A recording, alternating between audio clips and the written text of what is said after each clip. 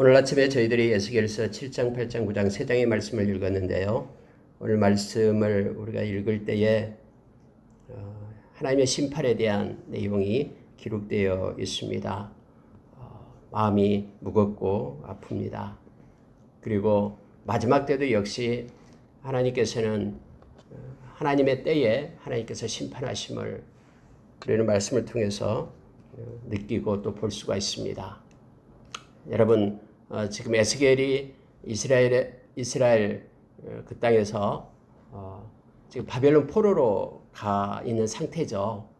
그리고 성경에 보니까 포로가 된 지 5년째 될 때 하나님께서 그를 불러서 그의 입에 말씀을 주고 눈을 열어 환상을 보면서 앞으로 나타날 일들을 하나님께서 그렇게 가르치며 또 그곳에 있는 하나님의 백성들로 하여금 속히 하나님께로 돌아오라고 그렇게 외치고 있는 모습을 우리가 이미 보았습니다.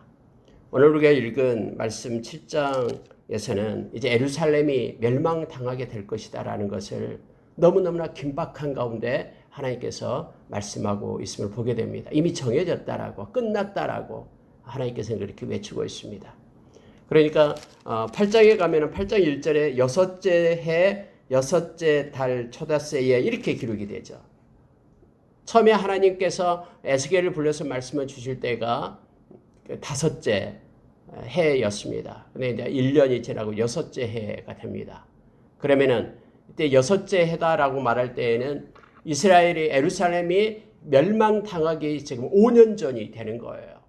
그러니까 하나님께서는 이미 정해진 그리고 하나님의 심판을 선지자를 통해서 지금 말하고 있는 거예요. 그럼에도 불구하고 예루살렘에 살고 있는 사람들뿐만 아니라 바벨론에 있는 사람들은 자기들이 속히 돌아갈 것이다라고 그렇게 생각하고 이제는 이 위험의 순간으로부터 이제는 끝나서 하나님이 회복시킬 거라고만 생각을 하고 있었습니다. 왜냐하면 거짓 선지자들이 그랬거든요. 절대로 예루살렘 성전은 망하지 않고 멸망하지 않는다. 아니 하나님이 살아계시는데 멸망당할 리가 없다라고 그렇게 주장하는 수많은 거짓 선지자들이 있었음을 우리는 너무 잘 압니다. 에레미야서를 통해서 우리가 보기 때문에요. 그러나 하나님은 당신의 신실한 종을 통해서 멸망을 외치고 있는데도 이스라엘 백성은 하나님께로 돌아오지 않았음을 성경에 말해주고 있습니다. 그럼에도 불구하고 그 말씀을 듣고 하나님께로 돌아오는 이들, 남는 자들, 너무나 죄악 때문에 가증한 일 때문에 가슴을 치면서 통회하는 그들의 이마에 하나님께서는 표를 하게 하시고 그리고 그들은 하나님께서 남긴 자로 세웠음을 성경은 분명하게 우리에게 말해주고 있습니다. 마지막 때도 동일하게 하나님께로 돌이키지 않는 자들은 멸망을 당하게 됨을 심판받아 그 무겁고 그 너무너무나 엄청난 그러한 하나님의 진노 앞에 서게 된다라는 것을 성경은 우리로 알게 합니다. 여러분 좀 더 구체적인 내용을 보고 기도하는 시간을 갖겠습니다. 여러분 7장 2절에 보니까요. 너 인자야 주 여호와께서 이스라엘 땅에 관하여 이같이 말씀하셨느니라. 이스라엘들에서 하나님께서는 말씀했다고 말합니다. 어떻게 말씀했냐면은 끝났도다. 이 땅 사방의 일이 끝났도다. 라고 하나님께서는 말씀하십니다. 심판하고 보응하리라. 그러면서 하나님은 내가 여호와인 줄을 너희가 알리라. 라고 계속해서 이 말씀을 갖다 기록하고 있습니다. 뒤에 이제 하나님께서 이 에스겔의 환상을 열어가지고 에스겔을 데리고 가잖아요. 어디로 데려가냐면 이제 바벨론 땅에 있는 에스겔을 환상을 열어서 어디로 데려가냐면 예루살렘으로 데려가요.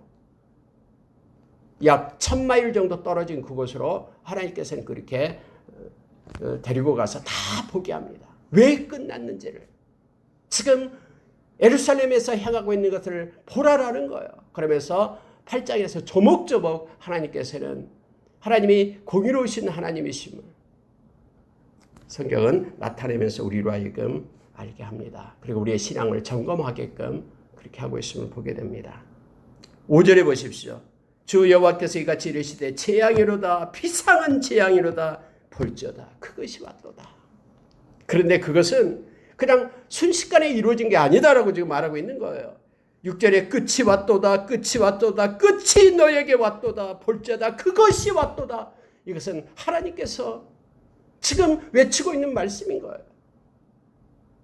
이렇게 하나님께서 지금 에스겔에게 이러한 말씀을 메시지를 주고요. 이러한 것이 행해질 때가 지금 5년에서 6년 지금 남아 있잖아요. 그렇게 이렇게 다급하게 하나님께서 외칠 때 그들이 회개하고 하나님께로 돌아올 수 있는 기회를 하나님은 지금 주고 있는데 그들은 여전히 하나님의 말씀과는 다르게 우리는 평안하다라고 외칩니다. 우리가 하나님 앞에 와서 예배하고 있는데 이 예배하는 성전이 무너질 리가 없다라고 거짓 선지자의 말을 듣고 그들은 그렇게 돌아오지도 않고 행하지도 않았음을 성경의 역사는 우리에게 가르쳐주고 있습니다. 하나님은 이렇게 말씀해요. 7절에 보니까 이 땅 주민이 정한 재앙이 이 땅 주민아 정한 재앙이 내게 임하도다. 때가 이르렀고 날이 가까웠으니 요란한 날이요 산에서 즐거이 부리는 날이 아니로다. 라고 지금 하나님은 말씀을 하고 있습니다. 재앙은 재앙인데요. 하나님은 정한 재앙이다라고 얘기합니다. 이미 하나님께서 말씀으로 정해준 것, 이미 하나님께서 이스라엘 백성과 계약을 하고 언약의 백성으로 삼을 때 이미 말씀을 준 정해진 재앙이다라고 말하고 있는 거예요. 우리가 여러분 로마서 1장 28절에서 32절까지 말씀을 보면은 마음에 하나님을 두기를 싫어하며 하나님께서 그들을 그대로 유기시킨다라고 말하죠. 그랬더니 그들이 온갖 죄악을 저지르는데 문제는 32절에서 이것이 하나님께서 정해놓은 것으로 그들이 알고 있다라고 말해요. 사망에 이르는 그런 벌이다라고 이미 정해놨다는 것을 그들이 알고도 그들이 행할 뿐만 아니라 이것을 행하는 자들을 옳다 하느니라고 말하고 있는 거예요. 하나님의 심판은 이미 정해져 있습니다. 그리고 하나님은 그렇게 말씀을 그렇게 선포하시고 또 하나님은 그 말씀을 선포하신 대로 이루시고 성취하시는 하나님이심을 우리는 너무나 잘 압니다. 이 재앙은 정한 재앙이다 라고 하나님은 말씀하고 있습니다. 여러분 9절 한번 보시기 바랍니다. 내가 너를 불쌍히 여기지 아니하며 긍휼히 여기지도 아니하고 내 행위대로 너를 벌하여 너의 가증한 일이 너희 중에 나타나게 하리니 나 여호와가 때리는 이임을 내가 알리라. 하나님은 심판하시는 하나님이다라는 것을 공의의 하나님이다라는 것을 너희들이 알게 될 것이다 하면서 그들에게 외치는 거예요. 왜냐하면 그들은요 하나님은 몰라. 하나님은 보지도 않아. 만약에 하나님이 살아계신다면 이렇게 악한 자들이 형통함이 있고 이렇게 우리가 이렇게 막 거짓말하고 우리가 이렇게 나쁜 짓 해도 지금 가정 잘 살고 있잖아 하면서 그들은 말하는 거예요. 하나님은 뒤에 장로들도 나와서 그렇게 얘기하잖아요. 하나님은 보지도 않고 우리가 은밀히 행하는 거 몰라. 또 하나님은 이미 우리를 버렸어. 그래서 우리는 하나님 대신에 다른 것을 섬겨야 돼 라고 몰래 은밀하게 하나님이 가증스럽게 여기는 것을 섬기고 있는 모습이 뒤에 나오고 있잖아요. 하나님은 다 보고 계시는데 가슴을 치면서 하나님께로 돌아보라고 하나님의 종들을 보내시는데 그래서 하나님께서는 나 여호와가 때리는 이심을 알게 될 것이다. 말씀대로 하나님은 행하시는 공의의 하나님을 알게 될 것이다 라고 말하고 있습니다. 그리고 내가 여호와인 줄 너희가 알리라. 하나님이 그렇게 외치고 있음을 보게 됩니다. 여러분 10절 11절을 보면 이 몽둥이에 대한 것이 나오는데요. 한번 보십시오. 볼지어다 그날이로다 볼지어다 임박하도다 정한 재앙이 이르렀으니 이미 정해진 재앙 하나님께서 말씀으로 약속하신 그 재앙이 이르렀다라고 얘기합니다. 근데 몽둥이가 꽃이 피며 교만이 싹이 났도다. 포악이 일어나서 죄악의 몽둥이가 되었은즉 그들도 그 무리도 그 재물도 하나도 남지 아니하며 그 중에 아름다운 것도 다 없어지리라. 하나님께서는 그렇게 에스겔을 통해서 말씀하고 있습니다. 이 몽둥이에 대한 것이 나오는데요. 어떻게 몽둥이가 꽃이 핀다라는 것을 말하고 있습니까? 여러분 꽃이 핀다라는 것은 절정에 이른다라는 거예요. 여기서 몽둥이다라고 말할 때는 이스라엘의 교만을 나타내는 말입니다. 이스라엘의 그 무겁고 그들이 휘두르고 있는 그 교만이 이미 절정에 이르렀다라는 거예요. 얼마나 악하면은 하나님을 무시하고 하나님을 멸시하고 죽은 하나님으로 생각하고 자기 마음대로 자기의 좋을 대로 지금 내 성전에서 그렇게 행하고 있다라고 하나님께서 말씀하고 있는 것입니다. 죄악의 몽둥이가 그들은 태워버렸다 라고 말합니다. 그러니 하나님의 심판이 임해서 그 어떤 것도 그들이 가지고 있는 것들, 그들의 재물, 그 무리들, 그 모든 것들 아름다운 것들은 다 없어지는 심판을 그들이 당하게 될 것이다 라고 말하고 있습니다. 여러분 14절에 보면은요, 이스라엘이 받을 벌에 대한 것을 이제 구체적으로 말씀합니다. 아직 심판이 이르기 전에 하나님께서는 이 에스겔을 통해서 이러한 심판이 있을 것이다라고 말하고 있는 거예요. 왜? 그 의도가 뭐겠습니까? 이런 무슨 심판이, 이 정한 재앙이 정해져 있으니까 다가오니까 제발 돌이켜서 하나님께로 오라라고 회개의 기회를 지금 주고 계시는 하나님이심을 우리가 기억해야 됩니다. 14절 보십시오. 그 심판이 있게 될 때에 그들이 나팔을 불어 온갖 것을 준비하였을지라도 전쟁에 나갈 사람이 없나니 이는 내 진노가 그 모든 무리에게 이르렀습니다. 여러분 그때가 되면 사람들은 말합니다. 우리가 지금까지 많은 걸 준비해놨기 때문에 충분히 그것을 이길 수 있다라고 말합니다. 우리가 앞날을 준비해놓고 다 이렇게 지혜대로 지식을 가지고 예배해놨기 때문에 뭐 코로나19 또 그거보다도 더 악한 것들이 더 전염병이 센 것이 온다 할지라도 우리는 이겨낼 수 있으라고 말하는 이들도 있어요.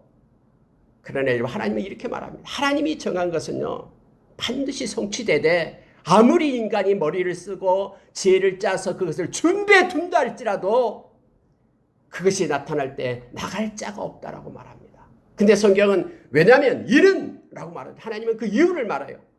내 진노가 그 모든 무리에게 이르렀습니다. 하나님의 진노다라는 거예요. 이것은 사람에게 주어진 것, 사람이 행하는 것이 아니라 하나님이 행하는 것이기 때문에 하나님이 행하는 것을 막을 자가 없다라고 얘기합니다.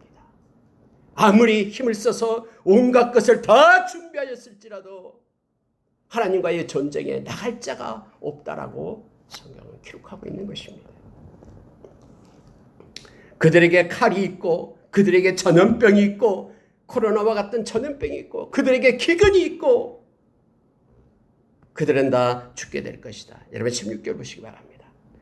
도망하는 자는 산 위로 피하여 다 각기 자기 죄악 때문에 골짜기에 비둘기처럼 슬피 울 것이며 모든 손은 피곤하고 모든 무릎은 물과 같이 약할 것이라. 그들이 굵은 배로 허리를 묶을 것이요 두려움이 그들을 덮을 것이요 그의 얼굴에는 수치가 있고 그의 머리는 대머리가 될 것이며 하면서 하나님은 조목조목 말씀해 주고 있음을 보게 됩니다. 여러분 여기서요 다 각기 자기 죄악으로 죄악 때문에 그들은 슬피 울 것이다 라고 말합니다. 여러분 재앙은요 하나님이 불공평합니다. 하나님이 사람 중에 이렇게 착한 사람도 있고 또 나쁜 사람도 있고 그런데 하나님이 골라서 심판을 하셔야죠. 어떻게 다 심판을 하십니까? 하나님은 다 그냥 이렇게 묶음으로 번들로 묶어가지고 하나님이 심판하신 분이 아니에요. 성경은 철저하게요. 하나님은 다 구별해냅니다. 그런데 오늘 말씀 가운데 이 말씀을 하죠. 다 각기 자기 죄악으로 이 말을 합니다. 하나님은 다 각기 자기 죄악으로 심판을 하고 그들이 그 죄악 때문에 슬퍼한다라고 말합니다. 여러분 그들에게는 하나님의 심판이 임할 때에 모든 손이 피곤하고 약해지고 굵은 배로 허리를 묶고 두려움이 오고 정말로 수치스러움이 있게 됩니다. 모든 머리가 대머리가 될 것이 이 말도 수치를 나타내는 것입니다. 모든 사람 그들의 각기 자기 죄악으로 인하여 수치를 당하게 됨을 성경 말합니다. 특히 여러분요 이 심판에 대한 얘기를 말씀할 때 19절을 보시기 바랍니다. 19절 20절을 보십시오. 중요한 메시지를 성경 우리에게 줍니다. 그들이 그 은을 거리에 던지며 그 금을 오물같이 여기리니 이는 여호와 내가 진노를 내리는 날에 그들의 은과 금이 능히 그들을 건지지 못하며 능히 그 심령을 족하게 하거나 그 창자를 채우지 못하고 오직 죄악의 걸림돌이 되미로다. 중요한 말씀을 하고 있습니다. 보십시오. 그들이 가장 소중하게 여겼던 은과 금, 이 땅에서의 돈, 이것을 하나님이 심판할 그때는요 그들이 그것을 갖다 바깥에다 던져버린다고 얘기합니다. 금을 오물같이 그렇게 금 때문에 바등바등 살았던 그런 인생이었는데 그것을 갖다 오물처럼 여기면서 던져버려요. 그 이유를 성경은 설명하고 있습니다. 이는 하나님께서는 그렇게 말씀해 주고 있죠. 성경은 너무나 친절합니다. 그리고 정확하게 그 이유를 가르쳐 줍니다. 왜냐하면 하나님의 진노가 내리는 날에 은과 금이 능히 그들을 건지지 못하며 이렇게 되어 있죠. 그들이 그렇게 소중히 여겼던 그것이 아무런 자기에게 유익이 없다라는 거예요. 근데 여러분, 이것으로 끝나는 게 아니에요. 그냥 유익이 없으면 뭐 다른 것도 유익이 없으니까 그대로 끝난다. 이게 아니라 성경은 이렇게 말하고 있습니다. 그것이 제약의 걸림돌이 된다라고 말합니다. 그것이 제약의 걸림돌이 되어서 오히려 그것이 자기를 해하게 하는 도구가 된다라고 지금 성경은 말하고 있는 것입니다. 능히 그의 심령을 족하게 하거나 창자를 채우지 못하고 오직 자기가 쌓아놨던 그러한 은과 금이 제약의 걸림돌이 된다라고 말합니다. 여러분, 이거에 대해서 야고보서에서는요, 야고보서 5장 1절부터 6절에 그 내용을 정확하게 말해주고 있습니다. 너희가 마지막 날에 재물을 쌓았다라고 말하고 있습니다. 그 재물이 성경은 하나님 앞에 심판받을 거라고, 녹슨 그 재물의 녹이 너희의 살을 먹을 것이다라고 말하고 있는 거예요. 제가 읽어드리겠습니다. 들으라 부한자들아, 너희에게 임할 고생으로 말미암아 울고 통곡하라. 너희 재물은 썩었고 너희 옷은 좀 먹었으며 너희 금과 은은 녹이 쓸었으니 이 녹이 너희에게 증거가 되며 불같이 너희 살을 먹으리라. 너희가 말세에 재물을 쌓았도다. 보라, 너희 밭에서 추수한 품꾼에게 주지 아니한 싹시 소리 지르며 그 추수한 자의 우는 소리가 망군의 주의 귀에 들렸느니라. 너희가 땅에서 사치하고 방종하여 살육의 날에 심판의 날을 얘기하죠. 너희 마음을 살찌게 하였도다. 너희는 의인을 정죄하고 죽였으나 그는 너희에게 대항하지 아니하였느니라. 하나님께서는요, 그 은과 금의 출처를 지금 알고 있다라고 얘기합니다. 여러분, 이거예요. 예를 들어서 많은 공장을 경영한다거나 할 때에 많은 사람들이, 직원들이 함께 공장을 경영했겠죠. 근데 그 직원들한테는 쥐꼬리 많은 얼굴을 주면서 자기들은 엄청난 부를 축적한 거예요. 그러면서 자기가 노력했다고, 자기가 지혜로 했다고 생각하는 거예요. 그러나 하나님은 그렇게 보지 않는다고 말합니다. 마지막 말세에 너희가 부를 쌓도다. 그런데 그 부는 너희가 주지 않는 싹스의 울부짖음이다라고, 품꾼의 우는 소리다라고, 내가 그걸 들었다라고 하나님께서는 말씀하고 있습니다. 여러분, 우리가 잘 아는 디모데전서 6장 17절부터 19절의 말씀을 보면은 바울 사도는 디모데에게 말을 하고 있습니다. 디모데전서 6장 17절을 제가 읽어드리겠습니다. 네가 이 세대에서 부한 자들을 명하여 마음을 높이지 말고 그들에게 명하되, 하나님께서 공급해 주신, 능력을 주셔서 공급해 주시는 그 사람들은 해야 될 일이 있는데 마음을 높이지 말라라고 얘기합니다. 마음이 높아지면 마음의 교만이 올라온 것이죠. 이건 하나님이 주신 것이기 때문에 겸손해야 됩니다. 그런데요, 사람들이 물질을 갖게 되면은 마음이 높아져요. 그래서 다른 사람들이 눈에 안 들어와요. 그 직원들이 눈에 안 들어와요. 마음이 높아져서 자기와는 다른 사람처럼 느껴져요. 근데 성경은 마음을 높이지 말라고 얘기합니다.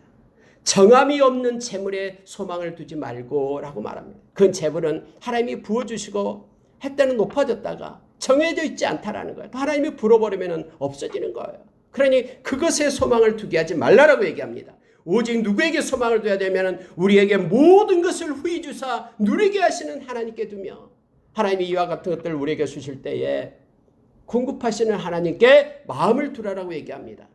선을 행하고 선한 사업을 많이 하고 나누어 주기를 좋아하며 너그러운 자가 되게 하라. 이것이 장래에 자기를 위하여 좋은 터를 쌓아 참된 생명을 취하는 것입니다 하면서 그렇게 가르칠 것을 말하고 있습니다.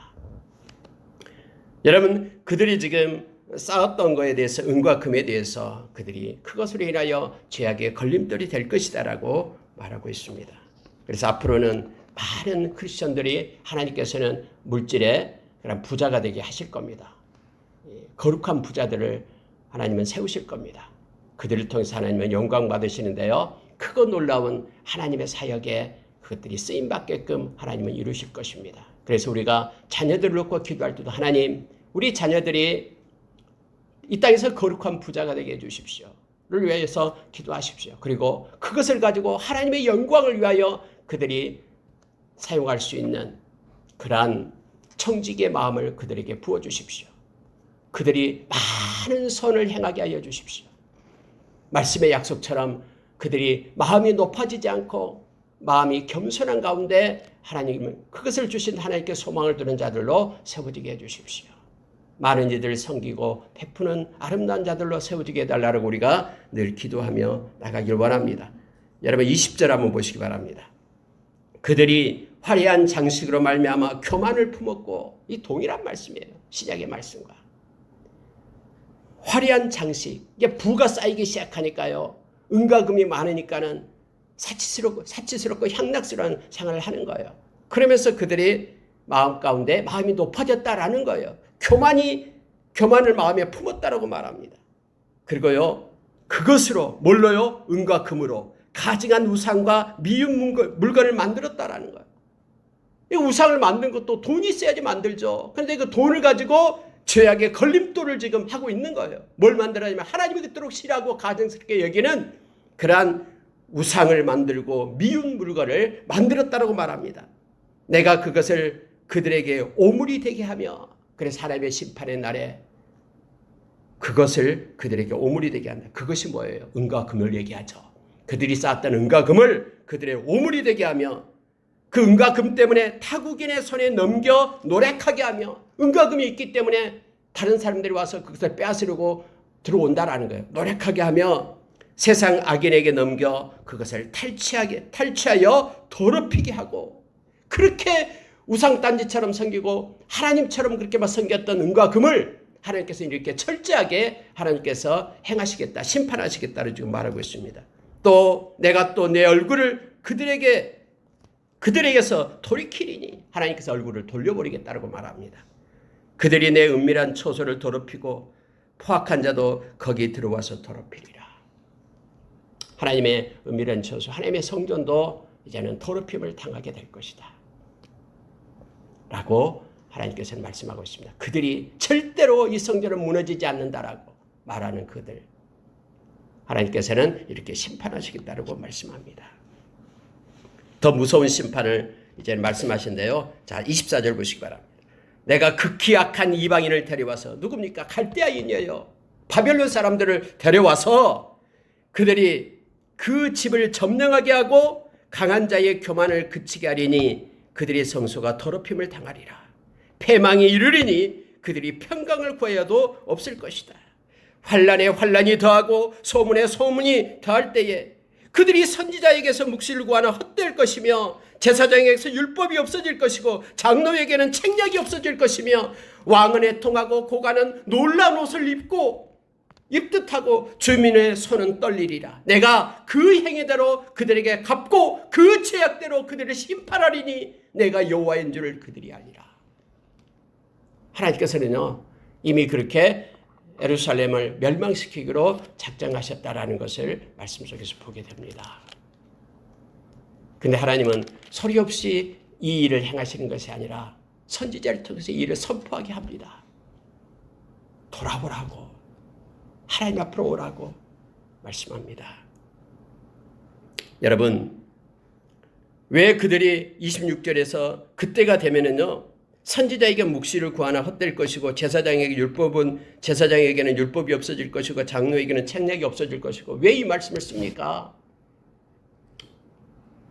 하나님께서 이미 이스라엘을 떠났기 때문에 그렇습니다. 그때가 되면은 이미, 그때는 자비의 때가 아니에요. 여러분, 심판은요, 자비를 베푸는 때가 아니에요. 그때는 심판의 때입니다. 그렇기 때문에 선지자에게서 하나님의 말씀을 들을 수 없었고, 제사장에게 율법적인 지식이 아무런 효과를 나타내지 못하고, 장로들의 경험과 조언이 무용지물이 되고 말기 때문에 그래요. 하나님의 때에, 회개의 때에 하나님 앞에서 와서 회개해야 됩니다. 우리가 여러분 베드로 후서 3장 8절 이하에서 우리 주님은 기다리고 있잖아요. 한 생명이 돌아와서 회개하기를, 하루가 천년 같고 천년이 하루같이 기다리고 있잖아요. 그러나 9절 이하에서요. 하나님이 청한 때가 되면은 기다려도 그들이 회개하고 돌아오지 않을 때, 심판의 때가 되면은 어마어마한 일들이 일어나게 됨을 성경은 기록해 주고 있습니다.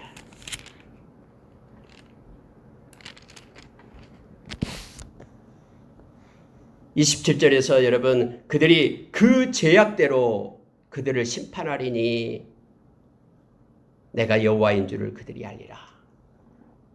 그들이 회개하지 않을 때 그 죄악대로 그들은 심판을 받고 멸망에 이르게 됩니다. 여러분, 그 죄악이 뭡니까? 말씀을 어기는 죄악이죠. 이 언약이라고 전번에 얘기했잖아요. 그 말씀에 계약을 얘기하잖아요. 고대의 계약은 살아있는 짐승을 죽여서 반으로 쪼개놓고 양쪽에 벌려놓고 그 사이를 왔다 갔다 하면서 계약을 낸다 했죠. 이것이 바라라는 계약이에요. 바라. 근데 이 계약은요, 그 얘기예요. 생명을 걸고 목숨을 걸고 그 약속을 지키겠다라는 거예요. 하나님은 신실하게 그 약속을 지켰잖아요.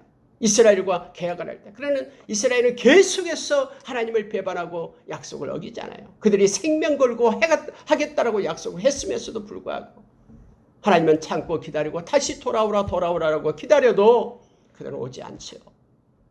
그래서 마침내 하나님의 심판이 임하고 그들이 멸망당하게 됨을 성경은 말해주고 있습니다. 결국 이스라엘이 멸망시키는 것은 그 회개하지 않았기 때문을 알게 됩니다. 회개하고 돌아왔으면 되는데 하나님이 기다리고 계셨는데 회개하지 않았기 때문에 생명에 이르는 회개를 그들은 하지 않아서 멸망당했음을 성경 우리로 깨닫게 합니다. 여러분 8장에 가보면은요, 여섯째 달 이제 처음에 말씀이 임하고 1년이 지난 후에 나오고 있는 내용이죠. 자, 하나님께서는 에스겔에게 옵니다. 그리고 3절에 보시기 바랍니다. 그가 손 같은 것을 펴서 내 머리털 한 모습을 잡으며 주의 영이 나를 들어 천지 사이로 올리시고 하나님의 환상 가운데 나를 이끌어 예루살렘으로 가서 안뜰로 들어가서 북향한 문을 이르리니 하면서 성령께서 임해가지고 눈을 여는 거예요. 에스겔. 그래서 환상을 열어서 성령님께서 에스겔을 데리고 예루살렘으로 이렇게 오게 하는 겁니다. 환상 가운데요. 실제적으로 그렇게 몸이 이루어졌다라는 게 아니에요. 환상 가운데 하나님께서 데려가서 다 보여주는 거예요. 4가지 것을 보여줍니다. 첫째로 만나는 게 뭐냐면은 안뜰로 들어가는 북향한 문에 이릅니다. 거기서 뭘 보냐면은 질투의 우상을 보게 하는 거예요. 하나님의 질투를 나게 하는 우상. 하나님의 질투의 하나님이잖아요. 하나님의 백성이 하나님만을 사랑하기를 원하는데 남편과 아내의 관계로 그렇게 설정해 놓고 하나님의 질투의 하나님인데, 그런데 이스라엘 백성이 하나님 대신에 다른 것을 섬기는 그러한 우상을 세워놓고 하는 모습을 먼저 보여줘요. 그러면서 5절을 보니까 그렇게 말하죠. 그가 내게 이르시되 인자야 이제 너는 눈을 들어 북쪽을 바라보라 하시기로 내가 눈을 들어 북쪽을 바라보니 제단문 어기 북쪽에 그 질투의 우상이 있더라. 하나님은 이렇게 말씀하십니다. 보았느냐? 그들이 여기에서 크게 가증한 일을 행하여 나로 하나님으로 내 성소 하나님의 성소를 멀리 떠나게 하느니라. 하나님이 이 성소를 버리게끔 한다라고 말하는 거예요. 그들이 내 성소에서 내 대신에 다른 것을 섬기고 있기 때문에 하나님은 지금 그렇게 에스겔에게 말하고 있음을 보게 됩니다. 근데 에스겔아 그것뿐만이 아니단다 하면서 이제는 안뜰로 데리고 갑니다. 그 뜰문에 들어가게 되는데요. 그것에 담이 있는데 구멍이 뚫어져 있어요. 그러면서 하나님께서는 그 담을 헐라라고 얘기합니다. 여러분, 담으로 막아놨다는 것은요, 아무도 모른다라는 거예요. 그 안에서 은밀하게 행하고 있는데 바깥에서는 그걸 몰라요. 하나님의 백성들이 성전 안에서 지금 은밀하게 뭔가를 행하고 있는데 아무도 몰라요. 왜? 담으로 쳐놨기 때문에. 근데 하나님께서는 이제 환상 가운데 그렇게 여는 거예요. 에스겔아 그 담을 헐라. 이 담을 헐었어요. 그러니까 문이 하나 딱 나오는 거예요. 문을 열고 들어가라 하는 거예요. 문을 열고 들어갔더니 거기에는 놀라운 방이 하나 나타나는데요. 그 모든 사방에 10절에 그렇게 되어 있습니다. 각양 곤충과 가증한 짐승과 이스라엘의 족속의 모든 우상을 그 사방벽에 그렸고 벽이 온통 그 우상으로 막 그림으로 다 그려져 있는 거예요. 그런데 거기에 누가 있냐면요, 70명의 장로가 있는 거예요. 우상을 숭배하는 70명의 장로, 그들이 그곳에서 우상의 방에서 있다라는 것을 보게 됩니다. 근데 그 중에 보니까 70명 중에 야하사냐도 들어있다라고 구체적인 사람의 이름을 써놔요. 야하사냐라고 말하고 있죠. 그런 사반의 아들이다라고 말합니다. 그때 당시 예루살렘에서 영향력이 있는 인물이었어요. 이 사람 이름만 대면 다 알고 있는, 참 저 사람은 경건한 사람, 하나님을 잘 섬기는 사람, 이런 사람의 모습, 이름. 야하사냐도 그 70명 장로 중에 우상 섬기는 장로 중에 있다라고 얘기하는 거예요. 근데 그들이 지금 하고 있는 행위가 은밀하게 담을 쳐놓고 속에서 뭐 하냐면요, 향로에다가 성경에 그렇게 되죠. 향로를 들었는데 향연이 구름같이 올라가더라라는 거예요. 아니, 그들이 하나님을 섬기는 것이 아니라 하나님의 성전에서 은밀하게 그런 우상을 섬기고 있는 우상의 방에 있다라는 거예요. 사람의 다 알고 있는 그런 사람이었던 야하사냐도 함께 끼어서. 근데 그들이 이면을 하나님께서는 가르쳐줘요. 우상의 방안 가운데, 어두운 가운데에서 행하는 것을 네가 보았느냐? 그들이 이르기를 여호와께서 우리를 보지 아니하시며. 하나님 몰라. 우리끼리 지금 숨어서 하고 있어. 몰라. 하나님은 안 봐. 그러면서 여호와께서 이 땅을 버리셨어. 그래서 우리는 우리가 이 우상을 섬기지 않을 수 없다라고 그들은 말하는 거예요. 하나님 우리를 버리셨고 이 땅을 버리셨고 하나님은 보지도 않고 우리가 은밀하게 우상을 섬기자면서 자기들끼리 뭔가를 만들어서 똘똘 뭉쳐서 그렇게 우상을 섬기고 있는 모습을 보여주는 거예요. 세 번째로 여러분, 하나님께서는 에스겔을 어디로 데려가냐면요, 14절을 보시기 바랍니다. 그가 또 나를 데리고 여호와의 전으로 들어가는 북문에 이르시기로 보니 거기에 여인들이 앉아 단무스를 위하여 애곡하더라. 아니, 여인들이 앉아있는데 막 그들이 애곡하고 있어요. 근데 누구를 위하여 애곡하냐면은 단무스를 위하여 애곡하고 있다고 얘기합니다. 여러분, 단무스가 누굽니까? 그 바벨론, 그 수메르 지역 바벨론의 그런 우상 신이었어요. 어떤 신이냐면 바로 식물의 신이었습니다. 식물의 신.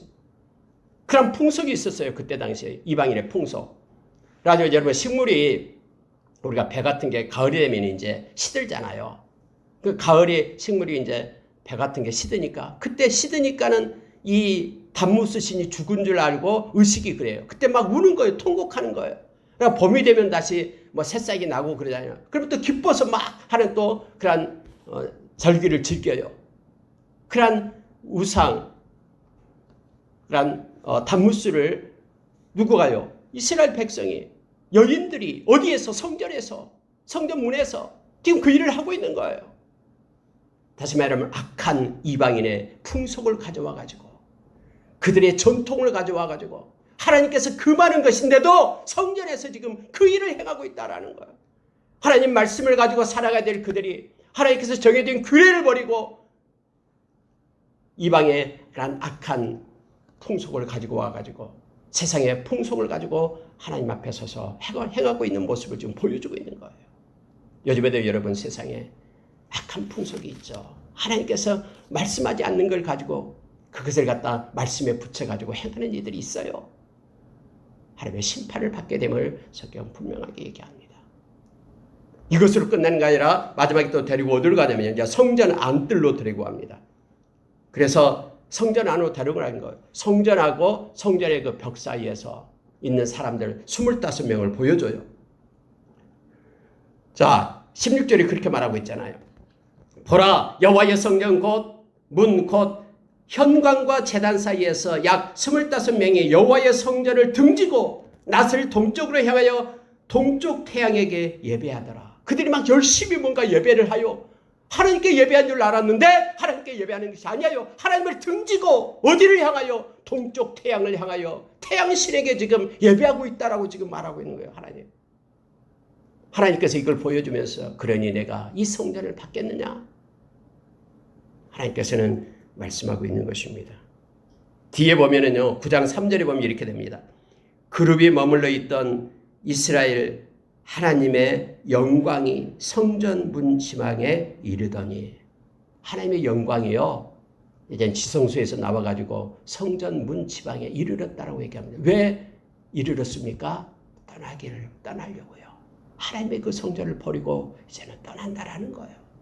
그래서 성전이 멸망당하고 불타고 없어진 것입니다. 5년 후에요. 그들이 25명이 그곳에서 동쪽 태양에게 예배를 하는데요. 이것이 17절에서 말합니다. 여기에서 행한 가증한 일이 적다 하겠느냐. 그들이 그 땅을 폭행으로 채우고 또다시 내 노여움을 일으키며 심지어 나뭇가지를 그 코에 두었느니라. 여러분, 나뭇가지를 그 코에 두었다라는 게 무슨 뜻이냐면요. 이 태양신을 섬기는 이들은요, 태양이 떠오를 때요, 인간의 그런 숨결이 태양의 빛을 거스린다라고. 인간이 호흡하는 것이 태양의 그 정결한 빛을 갖다 더럽힌다라고, 그걸 막는다는 의미에서 나뭇가지를 꺾어가지고요, 자기의 코에다 대고서 이 콧김을 막는 거예요. 태양신을 존중하기 위하여, 태양의 빛을 존중하기 위하여. 심지어 여기까지 태양의 내가 만든 피조물 태양을 갖다 존중하고 있는 이 가증한 일을 보느냐라는 거예요. 나를 위해서는 나를 무시하고 멸시하고 하나님을 갖다 하나님이 보지도 않는다라고 얘기하고 버렸다라고 얘기하고 하면서 그 햇빛을 흐트릴까봐 정결한 마음을 갖기 위하여 나뭇가지를 꺾어갖고 자기의 콧김을 막는 그러한 의식을 해가고 있는 것을 보느냐라고 하나님은 말씀합니다. 하나님은 이렇게 하면서 9장에서는요, 계속해서 여러분 이것은 에스겔의 환상 가운데 지금 일어나고 있는 일입니다. 지금 말하면서 하나님께서는 부릅니다. 6사람을 불러요. 북향한 윗문길에서 부릅니다. 그러니 6사람이 나옵니다. 근데 그들의 손에는 사람을 죽이는 무기를 가지고 있다라고 말합니다. 근데 6번째 사람에게는 가는 베옷을 입고 석유관의 먹통 그릇을 차고 있다라고 얘기하죠. 그러면 하나님은 그렇게 명령을 합니다.